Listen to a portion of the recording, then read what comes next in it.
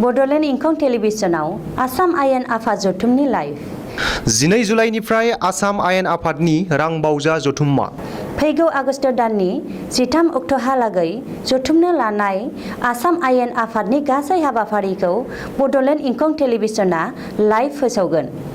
मुंख'नो गोनांदि बड'लेण्ड इंखं टेलिभिजनखौ केबल लोगोसे इउटिउबआव आरो गुबुन गुबुन बिजोङाव टेलिकास्ट खालामनाय जायो। बड'लेण्ड इंखं टेलिभिजनाव आसाम आयेन आफाद जथुमनि लाइभ 12 जुलाइनिफ्राय आसाम आयेन आफादनि रांबावजा जथुम्मा फैगौ आगस्ट दाननि 13 अक्ट'हालागै जथुमनो लानाय आसाम आयेन आफादनि गासै हाबाफारिखौ बड'लेण्ड इंखं टेलिभिजना लाइभ फोसावगोन। मुंख'नो गोनांदि बड'लेण्ड इंखं टेलिभिजनखौ केबल लोगोसे इउटिउब आरो गुबुन गुबुन बिजोङाव टेलिकास्ट खालामनाय जायो।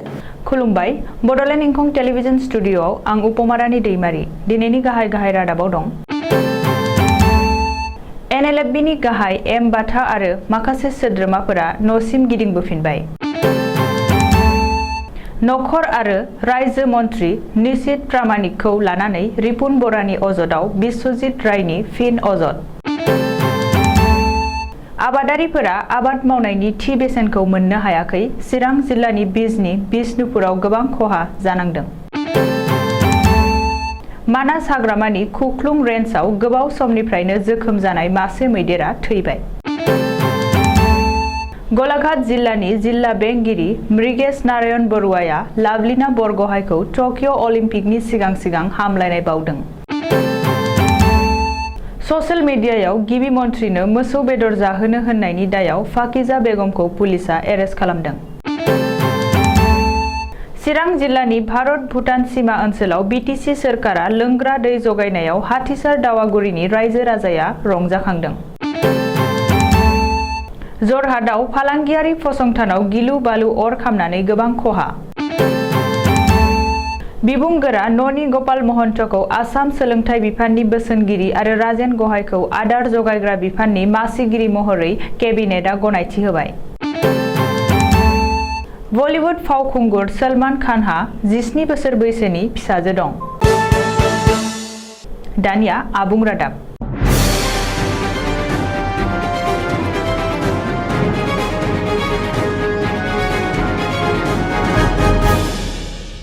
बयनिबो गोजोन आरो दावगानायखौ नोजोर होनानै NLFBनि गाहाय एम बाथा आरो गासै 20 सोद्रोमाफोरा दिनै न'सिम गिदिंबोफिनबाय। दिनै NLFBनि गाहाय एम बाथा आरो 20 सोद्रोमाफोरा उदालगुरि जिल्लानि सिङाव थानाय लालपानि आउटपस्टसिम फैनानै गावसोरखौ आसाम सोरखारनि नखर बिफाननि खाथियाव गथायफैदों।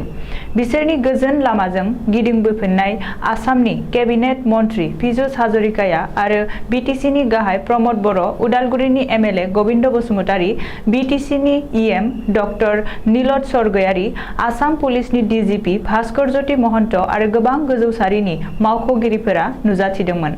बेनि अनगायैबो बै जायगानि रायजो राजायाबो एम बाथामोनखौ बरायदों।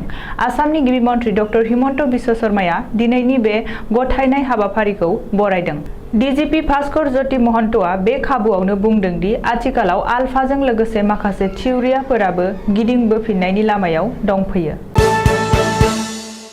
राज्यसभानि MP एबा आसाम प्रदेश कंग्रेस दोलोनि आफादगिरि रिपुन बराया अजद होदोंमोन दि आथिखालनि नखर रायजो मन्त्रि निशित प्रामाणिकआ बांलादेशी आरो बिखौ मानो नरेन्द्र मोदी सोरखाराव एसेबां गोहोम गोनां बिबानाव जायगा होखो होननानै गाहाय मन्त्रि नरेन्द्र मोदीनो गांसे आर'जलाइ गथायना खौरां होनानै दुलाराय आसाम कच राजबंशी जातीय महासभानि गाहाय नेहाथारि बिश्वजित रायआ रिपुन बरानि बेरेखायै फिन अजद होनानै बुधबारखालि बिजनीआव खौरांगिरि मेल खुंदों।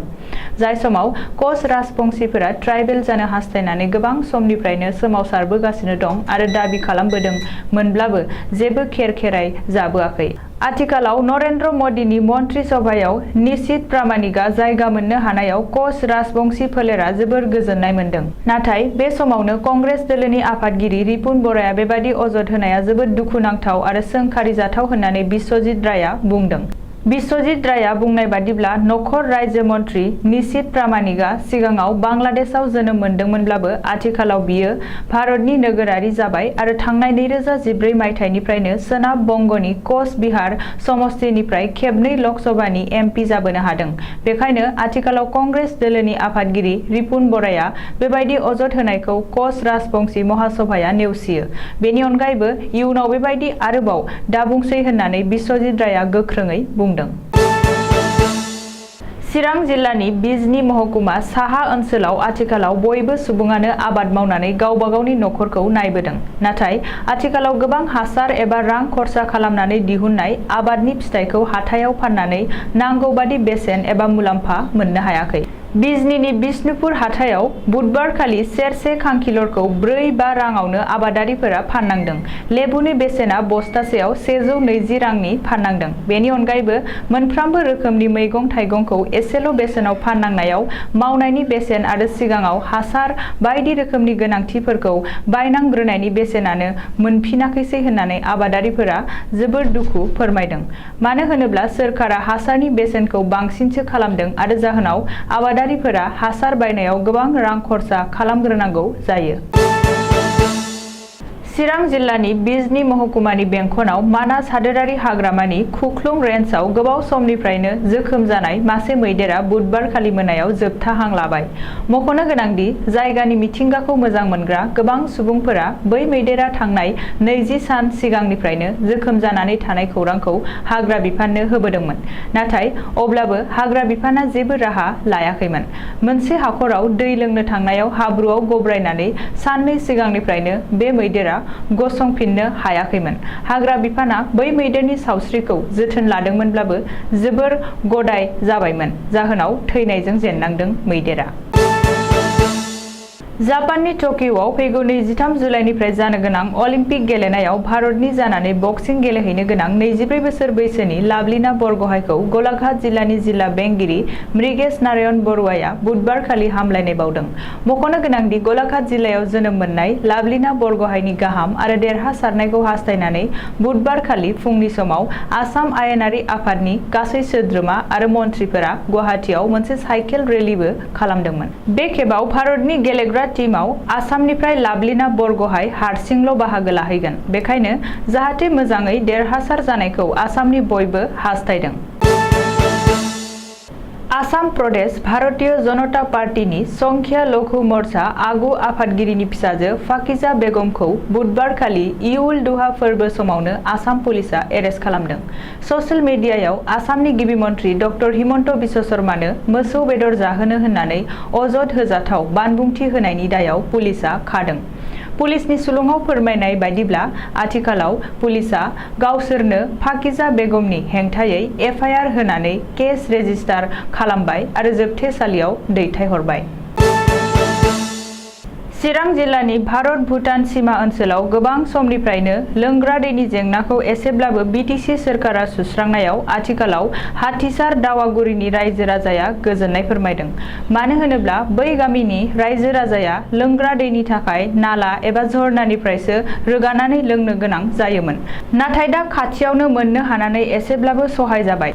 अब्लाबो नाथाय दाबसे जायगायावनो दैखौ जमा दोनथुमनानै जुदि पाइप लाइननि जोहै नखर नखर जगायनानै होनो हायोब्ला साबसिन जाबावगौमोन होननानै खायसेया बुंदों आरो उननि समाव बिटिसि सोरखारा बे खामानिखौबो मावफुंनानै होयो बेखौ रायजो राजाया मिजिंथिदों।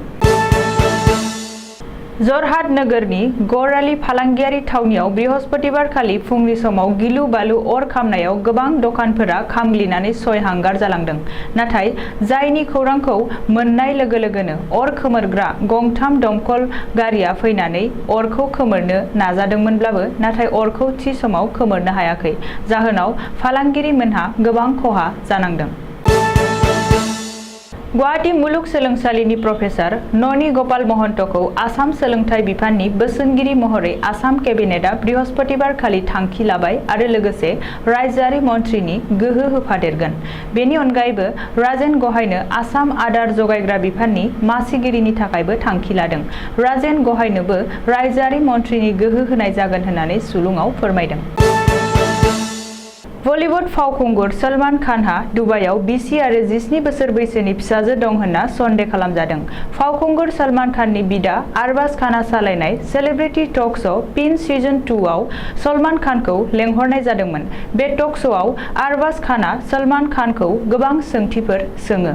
सोंनाय फिननाय खालामखांनायनि उनाव आरबाजआ ससियेल मिडियायाव सलमान खाननि फेन पेजआव फेन्सनि आरो हेटार्सनि कमेन्ट्सफोर फरायो। गोबां कमेन्ट्सनि गेजेराव आरबाजआ मोनसे सोमोनांथाव कमेन्ट फरायनो मोनो। बे कमेन्टआ जादों Salman has a secret family in Dubai. बे कमेन्टनि सोमोन्दै आरबाजआ सलमाननि रिएक्शनखौ सोंनायाव सलमाना बेबादि कमेन्टखौ आं खेराया आरो गावहा रावबो बिसि आरो फिसाजो गैया एबा बेबादि लाखोमानाय नखर गैया होनना बुङो। आरोबाव बियो दुबाइनि गेलेक्सियाव 9 बोसोरनिफ्रायनो थाबोदों, लोगोसे बयबो बिखौ मिथिखायो होननानै टक श'नि गेजेरजों बुंथिदों। दानिया बोथोरनि खौरां। गाबोन शुक्रबार खालिनि बड'लेण्डनि बोथोर।